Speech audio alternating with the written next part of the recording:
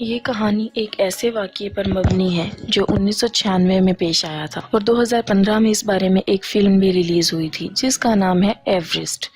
اس film میں بس سچائی کو دکھایا گیا ہے کہ اس دوران کیا ہوا تھا، کیسے انسان اپنی خواہشات کو پورا کرنے کے لیے اپنی جان کی بھی پرواہ تک نہیں کرتا۔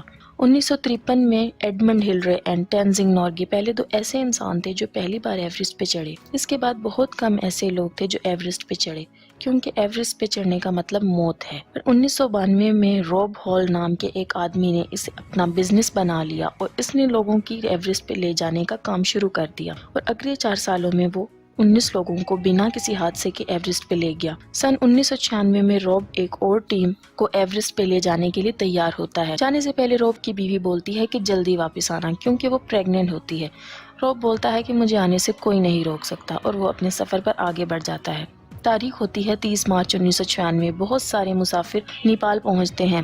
روب ہال کی کمپنی کا نام ہوتا ہے ایڈونچر کنسلٹنٹس، اور روب کی ٹیم کے ساتھ کئی لوگ ہوتے ہیں جس میں بیگ، ڈگ، جان اور بھی کئی لوگ ہوتے ہیں۔ کل ملا کر 13 لوگوں کی ٹیم ہوتی ہے۔ ان کا پورا سفر 40 دنوں کا ہے اور انہیں 10 جون کی دوپہر تک ایوریسٹ کی شکر پر پہنچنا ہوتا ہے۔ کٹھمنڈو سے پوری ٹیم ہیلی کاپٹر پہ 9383 فٹ اونچائی پر لوکلا پر پہنچتی ہے۔ اس کے بعد وہ سب وہاں سے پیدل آگے جاتے ہیں اور 17006 فٹ کی اونچائی پر بیس کیمپ تک پہنچ جاتے ہیں۔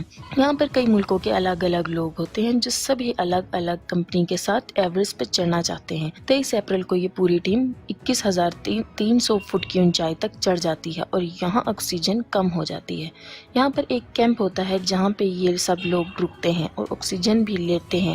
دراصل جو کمپنی انہیں ایوریسٹ پہ لے جا رہی ہوتی ہے انہوں نے الگ الگ چوٹیوں پہ مسافروں کے لیے کیمپ لگائے ہوتے ہیں تاکہ انہیں آرام مل سکے۔ اب یہاں سے آگے کا سفر اتنا آسان نہیں ہے کیونکہ اب آکسیجن کم ہو رہی ہے۔ پہاڑ کی چڑھائی بالکل سیدھی ہوتی ہے۔ یہ وہ جگہ ہے جہاں پہ اب بادلوں کے ساتھ رہتے ہیں۔ یہاں پر سبھی مسافروں کی سیفٹی کے لیے سبھی کمپنیز نے مل کر رسیاں لگائی ہوتی ہیں تاکہ مسافر اوپر چڑھ سکیں، کیونکہ بنا رسیوں کے عام آدمی ایوریسٹ چڑھ نہیں سکتا۔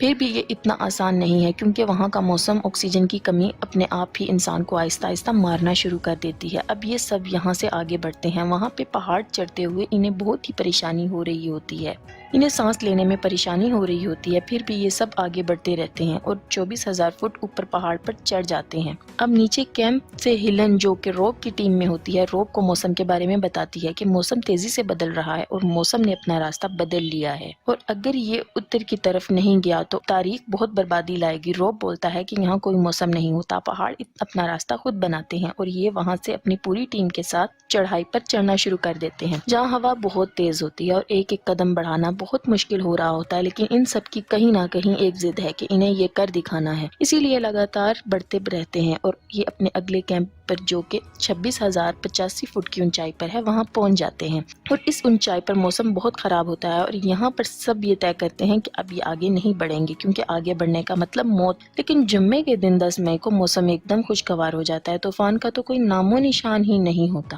اور رات کو 12:30 بجے یہ سب اوپر چڑھنے کا فیصلہ کرتے ہیں، اور یہاں سے شکر پر پہنچنے کا راستہ 12 گھنٹے کا ہے، اور یہ سب اس امید سے آگے بڑھنا شروع کر دیتے ہیں کہ کچھ ہی گھنٹوں میں یہ اپنے خواب کو پورا کر لیں گے۔ اس کے بعد یہ 27600 کلومیٹر پر پہنچ جاتے ہیں۔ وقت ہوتا ہے صبح کے 4:39 کا۔ یہاں پر ان کی ٹیم میں ایک آدمی ہوتا ہے جس کا نام بیگ ہوتا ہے۔ اس کی آنکھوں میں کچھ پرابلم ہونا شروع ہو جاتا ہے، اسے دھندلا دکھائی دے رہا ہوتا ہے کیونکہ کچھ ہی سال پہلے اس کی آنکھوں کی سرجری ہوئی تھی۔ روب اسے بولتا ہے کہ ہم آگے بڑھ رہے ہیں اور اگر تم ٹھیک محسوس کرو تو آدھے گھنٹے بعد تم بھی آگے بڑھ جانا، نہیں تو تمہیں اپنا سفر یہیں ختم کرنا ہوگا۔ اب باقی لوگ جب آگے پہنچے تو دیکھتے ہیں کہ اوپر رسیاں نہیں ہوتی اور یہ اب یہاں پر رسیاں باندھنا شروع کر دیتے ہیں، کیونکہ بغیر رسیوں کے یہ ایک قدم بھی اوپر نہیں چڑھ سکتے، اور یہاں سے 3 لوگ واپس لوٹنے کا فیصلہ کر لیتے ہیں کیونکہ یہاں پر ہوائیں بہت تیز ہوتی ہیں، بہت ٹھنڈ ہوتی ہے اور ان کی آکسیجن بھی ختم ہو چکی ہوتی ہے، اسی لیے اب منزل کے بہت قریب ہونے کے باوجود اب یہ رسک نہیں لینا چاہتے، واپس لوٹ جاتے ہیں۔ یہاں پر ایوریسٹ کے پہاڑ پر بہت گہری گہری برف کی دراڑیں ہوتی ہیں جن کی تہ بھی نہیں دکھتی، اور انہیں دراڑوں میں گر کر 19 لوگوں کی موت ہو چکی ہے۔ اسی لیے بنا رسیوں کے، بنا سیفٹی کے یہ ایک قدم بھی آگے نہیں بڑھا سکتے۔ اب ان کی پوری ٹیم جس جگہ پر ہوتی ہے یہ 28,740 فٹ کی اونچائی پر ہے، اور جب لوگ اتنی اونچائی پر پہنچ جاتے ہیں تو ان کو ہائپوتھرمیا ہو جاتا ہے۔ ہائپوتھرمیا جس میں گرمی لگتی ہے، زبان لڑکھڑاتی ہے اور غصہ بھی آتا ہے، یہ آکسیجن کی کمی کی وجہ سے ہو جاتا ہے۔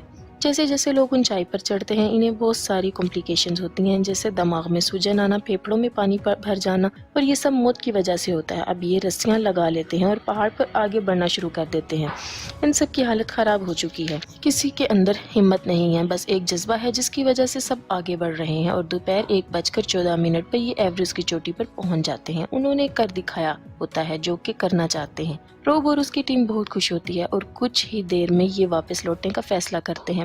پلان کے حساب سے انہیں 2 بجے تک واپس لوٹنا چاہیے، پر یہ سب لیٹ ہو جاتے ہیں اور پہاڑوں پر بادل منڈانا شروع ہو جاتے ہیں، اور ان سب سے سانس بھی نہیں لی جا رہی ہوتی کیونکہ سب کا آکسیجن ختم ہو چکا ہے۔ روب بتاتا ہے کہ آکسیجن ختم ہو چکا ہے اور جتنے بھی یہ ایوریسٹ کی چوٹی تک پہنچے ہیں اب یہ سب واپس لوٹنا شروع کر دیتے ہیں، اور یہ لوٹنا شروع بھی کرتے ہیں۔ ابھی تھوڑا سا نیچے ہی آئے ہوتے ہیں تبھی وہاں پر انہیں کی ٹیم کا ایک آدمی جس کا نام ڈگ ہوتا ہے وہ آ رہا ہوتا ہے۔ روب اسے منع کرتا ہے پر وہ کہتا ہے کہ اگر وہ آج اوپر نہیں گیا تو وہ دوبارہ کبھی نہیں آ پائے گا، اور روب اسے بڑی مشکل سے اوپر لے جاتا ہے۔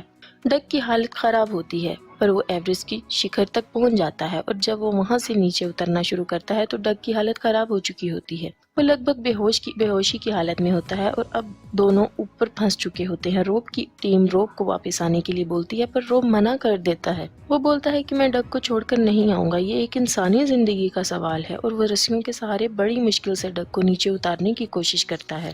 اور تبھی یہاں پر بہت زور سے طوفان شروع ہو جاتا ہے۔ روب ڈگ کو بہت مشکل سے ایک جگہ چھوڑ کر آکسیجن لینے کے لیے جا رہا ہوتا ہے تو وہ ڈگ کو بولتا ہے کہ تم یہاں سے ہلنا مت، لیکن ڈگ کا دماغ پوری طرح سے سن ہو چکا ہے اور ڈگ وہ بھی اس کے پیچھے آنے لگتا ہے۔ یہ بات روب کو نہیں معلوم ہوتی اور ڈگ کھائی میں گر جاتا ہے اور اس کی موت ہو جاتی ہے۔ یہاں پر روب بھی بری طرح سے تھک چکا ہے اور وہ وہیں بیٹھ جاتا ہے، تبھی وہاں پر اس کا ایک ساتھی آ جاتا ہے جسے آکسیجن کا آدھا سلنڈر ملا ہوتا ہے، اور وہ روب کو آکسیجن دیتا ہے اور وہ دونوں طوفان میں نیچے اترنا شروع کر دیتے ہیں۔ یہ کل ملا کر 13 لوگ ہوتے ہیں جو اوپر پھنسے ہوئے ہوتے ہیں اور طوفان بڑھتا ہی جا رہا ہوتا ہے۔ اب یہ رات کے 3 بجے ہوتے ہیں اور نیچے کیمپ سے انہیں بتایا جاتا ہے کہ ان کی مدد کے لیے لوگوں کو ان کے پاس بھیجا جا رہا ہے، پر وہ تبھی وہاں پر آ سکتے ہیں جب طوفان رکے گا، اور اوپر لوگ طوفان سے، ٹھنڈ سے اور آکسیجن کی کمی سے مر رہے ہوتے ہیں۔ اب صبح کے 5 بجے ہوتے ہیں اور آج دن ہوتا ہے 11 مئی کا۔ روب کے ساتھ جو اس کا دوسرا ساتھی ہوتا ہے، ٹھنڈ اور تھکان کی وجہ سے اونچائی پر اس کا دماغ کام کرنا بند کر دیتا ہے، اور جب روب خود بے ہوشی کی حالت میں ہوتا ہے تو اس کا ساتھی اپنی جیکٹ اتار دیتا ہے اور بولتا ہے کہ بہت گرمی ہو رہی ہے،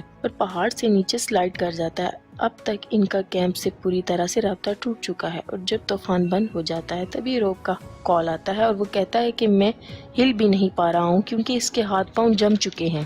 وہ انہیں بتاتا ہے کہ مجھے مدد چاہیے اور میرا ساتھی مر چکا ہے۔ لوگ روب کو بولتے ہیں کہ تمہیں کسی بھی طرح نیچے آنا ہوگا کیونکہ وہاں پر اوپر ابھی بھی بہت تیز ہوائیں ہوتی ہیں، پر روب بولتا ہے کہ میں نہیں آ پاؤں گا، اور اس کے بعد ان کا کنیکشن کٹ جاتا ہے۔ اب نیچے ان کی ٹیم بولتی ہے کہ روب کی وائف کو کال لگاؤ اور اس کا فون سیٹیلائٹ فون کے پاس رکھو، اسے اپنی وائف کی آواز سن کر ہمت ملے گی، اور وہ ایسے ہی کرتے ہیں۔ وہ روب اور اس کی وائف کی بات کرواتے ہیں۔ روب کی وائف بولتی ہے کہ تمہیں چلتے رہنا ہوگا، کچھ ہی دیر میں دھوپ نکل آئے گی، بس تم کسی بھی طرح سے نیچے آ جاؤ۔ روب کو وہاں پر بہت دقت ہو رہی ہوتی ہے کیونکہ وہاں پر ہوائیں بہت تیز ہوتی ہیں اور بنا آکسیجن کے سانس لینے میں کافی تکلیف بھی ہو رہی ہوتی ہے۔ روب بولتا ہے کہ میرے ہاتھ پاؤں جم چکے ہیں، اور اس کی بیوی بولتی ہے کہ تمہیں چلنا ہوگا، بلڈ سرکولیٹ ہوگا، تمہیں رکنا نہیں چاہیے، اور اس کے بعد روب وہاں سے اٹھنے کی کوشش کرتا ہے، اور جو لوگ روب کو اوپر بچانے گئے ہوتے ہیں وہ اوپر نہیں جا پاتے کیونکہ وہاں پر ہوائیں بہت تیز ہوتی ہیں اور انہیں واپس لوٹنا پڑتا ہے۔ روب کو بتایا جاتا ہے کہ جو لوگ تمہاری مدد کے لیے آ رہے تھے وہ تیز ہواؤں کی وجہ سے واپس لوٹ چکے ہیں۔ روب بولتا ہے کہ مجھے ایک اور رات یہاں پہ رکنا پڑے گا کیونکہ وہ اکیلا وہاں سے نہیں نکل سکتا۔ وہیں روب کی وائف کو بہت پریشانی ہوتی ہے اور وہ بولتی ہے کہ مجھے روب سے بات کرنی ہے۔ وہ روب سے بولتی ہے کہ تمہیں گھر آنا ہوگا، میں تمہارا انتظار کر رہی ہوں۔ روب اپنی وائف کو بولتا ہے کہ میں سارا سے نہیں مل پاؤں گا، اس کی وائف کے پیٹ میں جو بچہ ہوتا ہے وہ ایک لڑکی ہوتی ہے اور روب نے پہلے اس کا نام سارا رکھ دیا ہوتا ہے۔ روب بولتا ہے کہ مجھے معاف کر دینا، میں اس سے نہیں مل پاؤں گا کیونکہ روب سمجھ جاتا ہے کہ وہ یہاں سے نہیں نکل سکتا اور یہ اس کا آخری وقت ہے۔ روب کی وائف بولتی ہے کہ ایسا مت کہو، تم ایسے ہار نہیں مان سکتے۔ روب بولتا ہے کہ میں تمہیں بہت پیار کرتا ہوں، تم اپنا خیال رکھنا، اور اس کے بعد ان کا ڈسکنیکٹ ہو جاتا ہے۔ وہیں دوسری طرف بیگ جسے دکھنے میں پریشانی ہو رہی ہوتی ہے، وہ نیچے اترنے والے لوگوں کے ساتھ کچھ نیچے کی طرف آ چکا ہوتا ہے، پر رات کو طوفان میں سب لوگ وہاں سے جا چکے ہوتے ہیں اور جو بھی وہاں بچتے ہیں وہ سب مر چکے ہوتے ہیں، پر بیگ ابھی بھی زندہ ہوتا ہے۔ اس کو ہیلوسینیشن ہونا شروع ہو جاتی ہے، اسے اپنی بیوی اور بچے دکھتے ہیں اور وہ پوری ہمت سے لڑکھڑاتا ہوا آگے بڑھتا ہے اور وہ نیچے کیمپ تک پہنچ جاتا ہے جہاں پر اور بھی لوگ ہوتے ہیں، لیکن اس کی حالت بہت خراب ہوتی ہے اور اگر اسے میڈیکل ہیلپ نہیں ملی، اسے نیچے نہیں لایا گیا تو وہ مر جائے گا۔ اور جب یہ بات اس کی فیملی کو پتہ چلتی ہے تو بیگ کی وائف بولتی ہے کہ ہیلی کاپٹر کا انتظام میں کروں گی۔ ہیلن جو کہ روب کی ٹیم میں ہوتی ہے، وہ بولتی ہے کہ اوپر ہوا کا دباؤ بہت زیادہ ہے، وہ ہیلی کاپٹر نہیں جا سکتا۔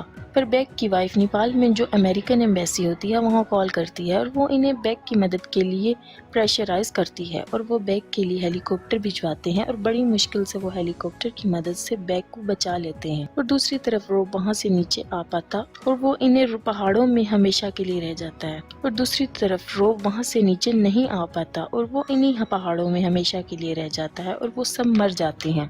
وہ بیگ کو نیچے لے آتے ہیں، وہاں اس کا علاج ہوتا ہے، پر ہاتھوں اور ناک کا خون جمنے کی وجہ سے وہ گل گئے ہوتے ہیں، جس کی وجہ سے اس کے ہاتھ اور ناک کاٹنے پڑتے ہیں، لیکن بیگ کی فیملی اس کا ساتھ دیتی ہے اور آج بھی وہ اپنی وائف کے ساتھ اپنے بچوں کے ساتھ رہتا ہے۔ جولائی 1996 میں روب کی بیٹی پیدا ہوتی ہے جس کا نام روب کی بیوی سارا رکھتی ہے، جیسے کہ روب چاہتا ہے۔ تو یہ تھا 1996 کا وہ دردناک حادثہ جس میں کئی لوگوں کی جان گئی تھی۔